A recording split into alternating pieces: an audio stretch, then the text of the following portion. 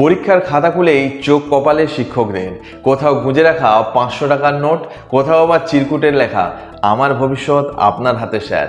এই ঘটনা কোনো সিনেমার ঘটনা নয়, একদমই বাস্তব। কর্ণাটকের বেলগাভি জেলার এই সত্য ঘটনা এখন রীতিমতো সোশ্যাল মিডিয়ায় ছড়িয়ে পড়েছে।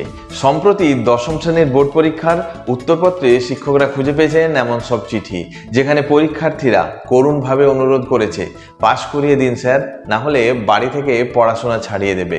কারো আবার খাতায় লেখা, আমার প্রেম টিকিয়ে রাখতে পারবেন একমাত্র আপনিই স্যার।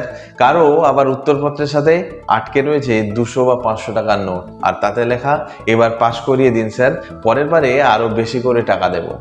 যখন ছাত্ররা এমন পথ বেছে নেয়, তখন প্রশ্ন উঠে, এটা কি শুধুই শিক্ষা ব্যবস্থার ব্যর্থতা, নাকি সমাজ ও পরিবারের চাপের প্রতিচ্ছবি?